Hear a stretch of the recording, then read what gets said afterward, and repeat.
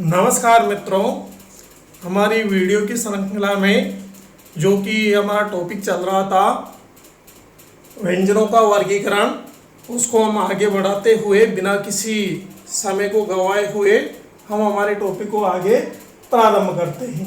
देखिए, यहाँ तक हमने अगले वीडियो में देख लिया था। अब यहाँ से हम इन व्यंजनों का वर्गीकरण एक ही टेबल के माध्यम से समझने का प्रयास करेंगे। अब देखिए, पहले हमने देखा था यानी कि क से लेकर म तक जो 25 व्यंजन है ये स्पर्श व्यंजन के नाम से जाने जाते हैं। फिर यानी कि इनको 5 वर्गों में बांटा गया है, इसलिए इनको वर्गीय व्यंजन भी कहा जाता है। जैसे क वर्ग, छ वर्ग, ट वर्ग, त वर्ग, प वर्ग। मगर इसी टेबल से हम आगे के व्यंजनों को भी समझने का प्रयास करेंगे। अब देखिए, उच्चारण स्थान के आधार पर यानी कि व्यंजनों का वर्गीकरण। तो देखिए, सीधी सी बात है, उच्चारण स्थान के आधार पर सबसे पहले लेते हैं हम कंठ। तो यानी कि जो क वर्ग है आपका, ये क्या हो जाएगा? कंठे। यानी कि आपका जो क वर्ग है ये बिल्कुल कंठे माना जाएगा। क वर्ग आपका कंठे। यानी कि इन व्यंजनों का उच्चारण कंठ की सहायता से किया जाता है। तो इसके अंदर यानी कि देखिए, हम 2 व्यंजन और जोड़ देते हैं, एक तो विसर्ग और ह। देखिए मित्रों, यानी कि जो क वर्ग होता है ये कंठे होता है और विसर्ग और ह भी कंठ की सहायता से बोला जाता है। उसके अलावा फिर हम आगे चलते हैं, च वर्ग। कंठ के बाद नंबर आया हमारा तालव्य, यानी कि तालु। तालव्य यानी कि जो छ वर्ग है इसका जो उच्चारण स्थान है वह तालवा माना जाता है। इन सभी वर्णों का यानी कि सभी व्यंजनों का जो उच्चारण स्थान है वो हमारा तालु है। इसके अंदर देखिए मित्रों, हम 2 व्यंजन और जोड़ देते हैं, इचु ईश नाम तालव्य ए और श। यानी कि इनका भी उच्चारण स्थान कंठ माना जाता है। फिर आगे हम बढ़ते हैं ट वर्ग। यानी कि देखिए, कंठ हो गया, ताड़वा हो गया, अब नंबर आया मुर्दा। मुर्दा से शब्द बना है मूर्धन्य।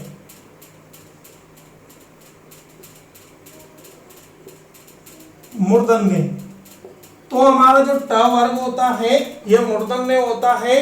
इसके अंदर भी यानी कि मित्रों हम 2 वर्ण और लेते हैं, प्लस लगाकर मैं लिख देता हूं, ऋतु ऋषण हम मूर्धन्य र और श।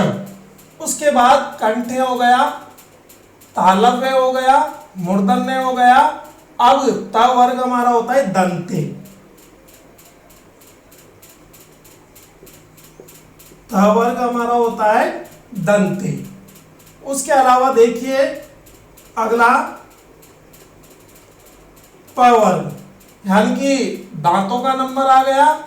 अब होठों का नंबर आता है, यानी कि जिन वर्णों का उच्चारण होठों की सहायता से किया जाता है वो कहलाते ओष्ठे। ओष्ठे ओष्ठे व्यंजन। इसके अंदर हमारा जो पूरा का पूरा प वर्ग इसके अंदर आ जाता है। अब देखिए, 2 व्यंजन यहां पर हम और लेते हैं, ल और श। यानी कि इस टेबल से देखिए, ये समझने का प्रयास करना, यानी कि वर्गीय व्यंजन, स्पर्श व्यंजन और उच्चारण स्थान के आधार पर व्यंजनों का वर्गीकरण एक साथ समझने का हम प्रयास करेंगे।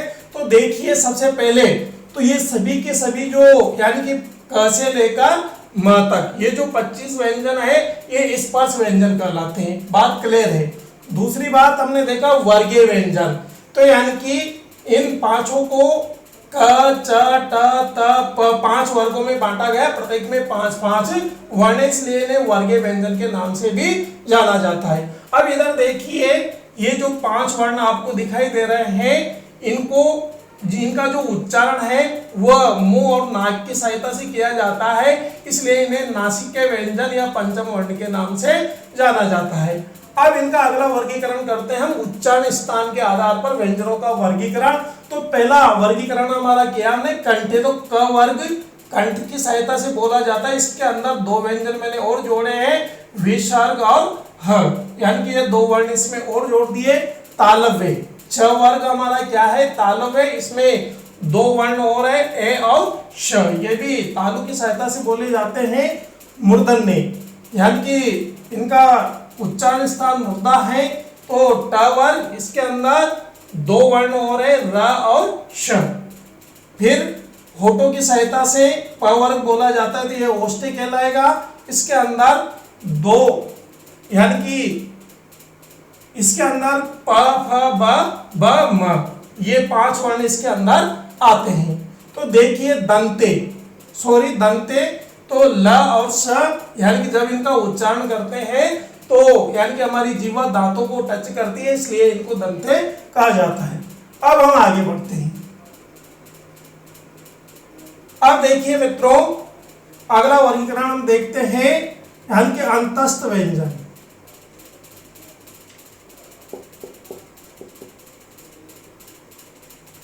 अंतस्थ व्यंजन ये हो जाएंगे आपके ए, र, ल, व।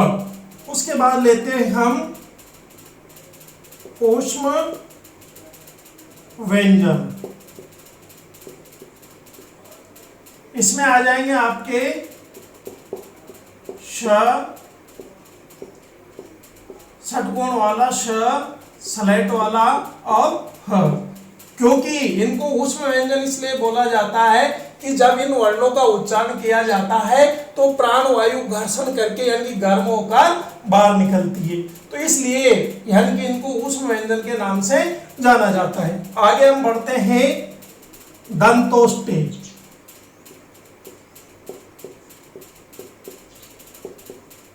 दांत और होठों की सहायता से जिन व्यंजनों का उच्चारण किया जाता है उन्हें दंतोष्टे कहा जाता है। तो इसमें इकलौता एक व्यंजन आता है हमारा व, वकार से दंतोष्टे। फिर हम देखते हैं पार्श्विक व्यंजन। पार्श्विक व्यंजन, पार्श्व का मतलब है यानी कि जब ल व्यंजन का जब हम उच्चारण करते हैं तो जिह्वा के दोनों पार्श्व यानी कि दोनों साइड से प्राणवायु बाहर निकलती है। तो यहां से जिस वर्ण का उच्चारण होता है उसे पार्श्विक व्यंजन के नाम से जाना जाता है। अगला है हमारा प्रकंपित या लुंठित व्यंजन। प्रकंपित या लुंठित व्यंजन, इसके अंदर हमारा आता है र। देखिए र का जब उच्चारण किया जाता है तो जो हमारी जिह्वा है वो एक प्रकार से उसमें कंपन होने लगता है या ऊपर की ओर लुढ़कने लगती है, इसलिए इसे प्रकंपित या लुंठित व्यंजन के नाम से जाना जाता है। अगला व्यंजन है हमारा यानी कि संयुक्त व्यंजन। संयुक्त व्यंजन, अब देखिए इसके अंदर श, श्र, त्र और गे, चार व्यंजन में लेता हूं। अब देखिए संयुक्त व्यंजन का मतलब यानी कि जो व्यंजन है ये अलग अलग वर्णों की सहायता से मिलकर इनका निर्माण होता है। जैसे क प्लस श प्लस अ, उसी प्रकार से श प्लस र प्लस अ, उसी प्रकार से त्र, इसका हम बनाएंगे यानी कि त प्लस र प्लस अ। एक हमारा व्यंजन और है, इसको इधर लिख देता हूं मैं, गे। ज प्लस ए प्लस अ। तो इस प्रकार से यानी कि तीन तीन जो वर्ण है इनके मेल से इन वर्णों का उच्चारण होता है। यानी कि इनका उच्चारण 3 प्रकार से, यानी कि इनके योग से ये वर्ण बनते हैं। अब देखिए मित्रों, आगे का जो वर्गीकरण है उसी प्रकार से हम देखते हैं वर्तस्य व्यंजन। वर्तस्य व्यंजन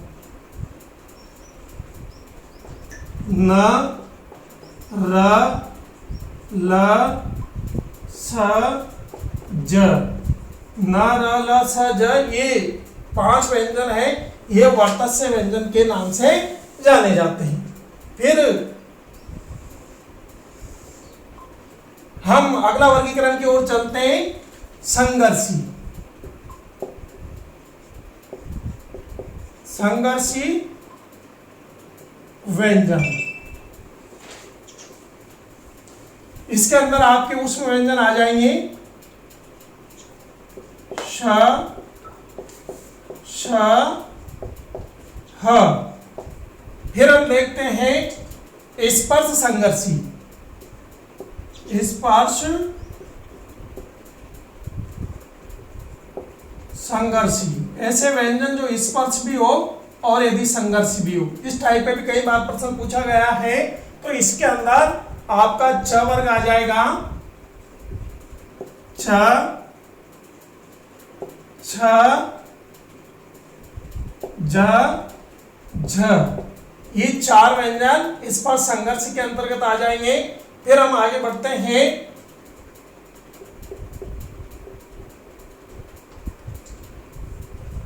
संघर्षहीन।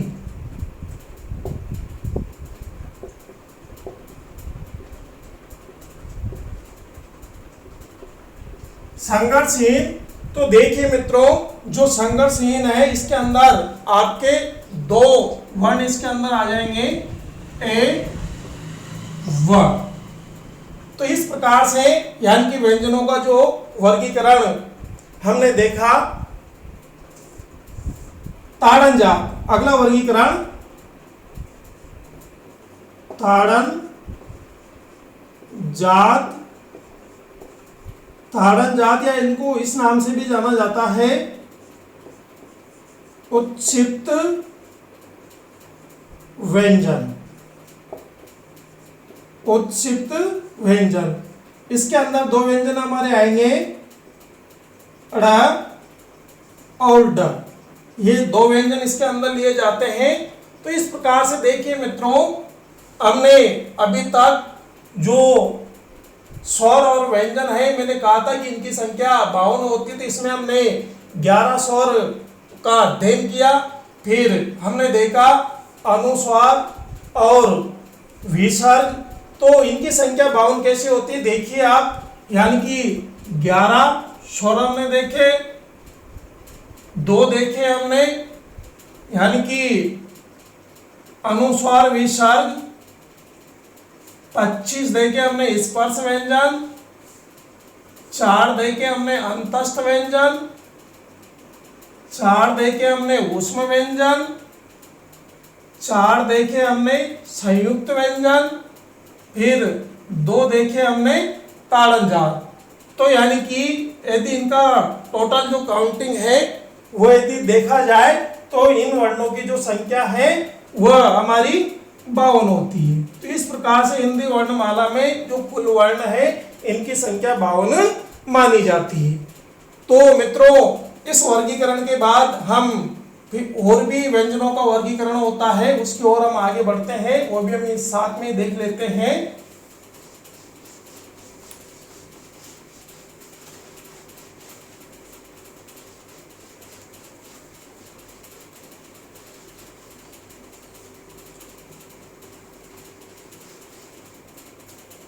अगला वर्गीकरण देखते हैं हम,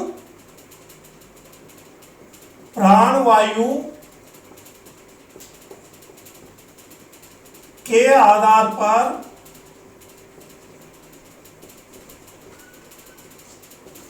प्राणवायु के आधार पर वर्णों का वर्गीकरण। प्राणवायु के आधार पर वर्णों का वर्गीकरण। अब देखिए मित्रों, प्राणवायु का मतलब होता है श्वास, यानी कि श्वास के आधार पर वर्णों का वर्गीकरण किस प्रकार से किया जाता है। तो इस आधार पर वर्णों का जो वर्गीकरण है वह दो प्रकार से किया जाता है, अल्प प्राण और महाप्राण। अल्प प्राण, अल्प प्राण वर्ण, अल्प प्राण वर्ण, महाप्राण वर्ण, महाप्राण वर्ण। जिन वर्णों का उच्चारण करने पर कम प्राण वायु की आवश्यकता होती है उन्हें अल्प प्राण वर्ण कहा जाता है। देखिए, जिन वर्णों का उच्चारण करने पर कम प्राण वायु की या कम श्वास की आवश्यकता होती है उन्हें अल्प प्राण वर्ण के नाम से जाना जाता है। अब हमने क्योंकि वर्णों का वर्गीकरण अच्छे प्रकार से ऊपर देख लिया, तो डायरेक्ट हम टेबल के माध्यम से इनको याद करने का प्रयास करेंगे, यानी कि प्रत्येक वर्ग का। अब वर्गीय व्यंजन में आपको पढ़ा चुका हूं पहले, प्रत्येक वर्ग का प्रत्येक वर्ग का पहला, तीसरा, पांचवा प्लस ए र ल व प्लस सभी स्वर। सभी स्वर का मतलब होता है 11 के 11 स्वर। तो यानी कि ये जो सभी वर्ण है ये प्रत्येक वर्ग का पहला, तीसरा, पांचवा, इसका मतलब आप समझ गए हो। जैसे क वर्ग है तो क वर्ग के अंदर 5 वर्ण है, क ख ग घ ङ।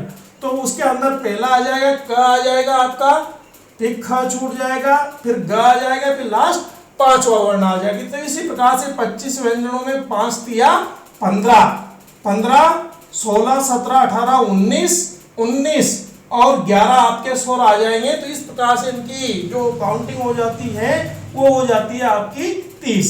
तो इस प्रकार से ये व्यंजन है जो कि अल्प प्राण वर्ण कहलाते हैं। जो आपके बाकी बचे वो महाप्राण वर्ण कहलाएंगे, अर्थात जिन वर्णों का उच्चारण करने पर अधिक प्राणवायु की आवश्यकता होती है उन्हें महाप्राण वर्ण कहते हैं। तो आपके पास बचे हैं प्रत्येक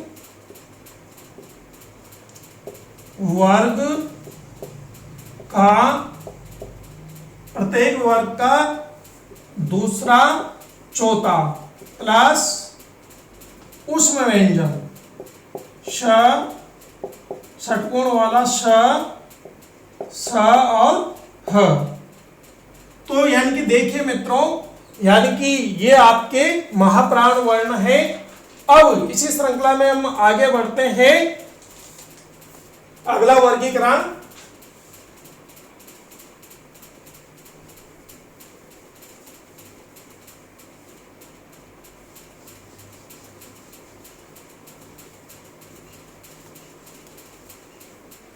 स्वर तंत्रियों में कंपन के आधार पर, स्वर तंत्रियों में कंपन के आधार पर वर्णों का वर्गीकरण।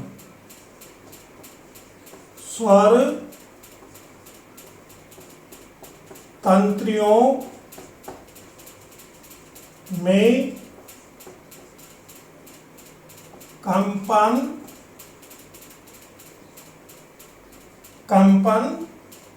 स्वर तंत्रियों में कंपन के आधार पर स्वर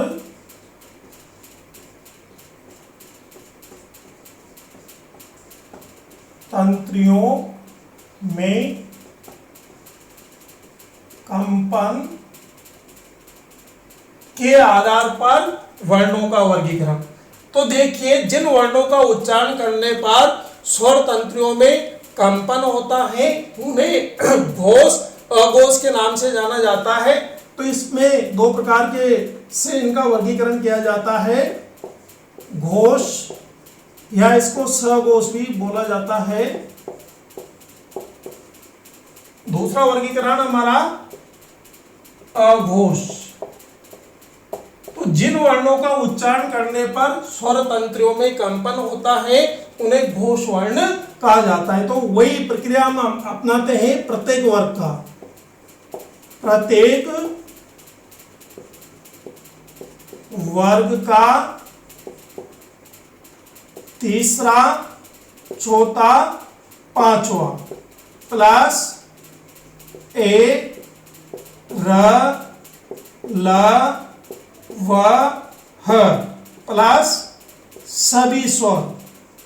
सभी स्वर का मतलब 11 के 11 स्वर क्या होते हैं? घोष, या इन्हें सघोष वर्ण के नाम से जाना जाता है, क्योंकि इनका उच्चारण करने पर स्वर तंत्रियों में कंपन होता है। अघोष यानी कि जिन वर्णों का उच्चारण करने पर स्वर तंत्रियों में कंपन नहीं होता है, उन्हें अघोष वर्ण के नाम से जाना जाता है। तो वही प्रक्रिया हम अपनाते हैं प्रत्येक